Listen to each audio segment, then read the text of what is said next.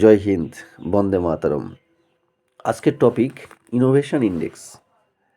মানে আমরা জানি যে ইহুদিরা এই সারা পৃথিবীতে আছে মাত্র 2 কোটি, কিন্তু আমাদের এই পৃথিবীর মডার্ন ইকুইপমেন্টসের আবিষ্কারের দিক দিয়ে ইহুদিদের কন্ট্রিবিউশন 70%।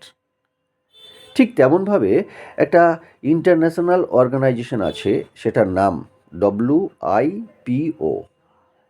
ফুল ফর্ম হলো ওয়ার্ল্ড ইন্টেলেকচুয়াল প্রপার্টি অর্গানাইজেশনস।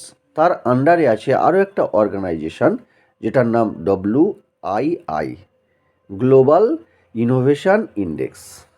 এই গ্লোবাল ইনোভেশন ইন্ডেক্স 139টা দেশের উপর তাদের গবেষণা চালিয়েছে, তাদের পরীক্ষা নিরীক্ষা চালিয়েছে, বা তাদের পরীক্ষা নিরীক্ষা চালিয়েছে। তাতে ইন্ডিয়ার র্যাঙ্ক হয়েছে 38তম। ইন্ডিয়ার আগের র্যাঙ্ক অনেক দূরে ছিল, কিন্তু ইন্ডিয়ার আরও অনেক জায়গা আছে, এরিয়া আছে যেখানে আরও ইনোভেশন দরকার।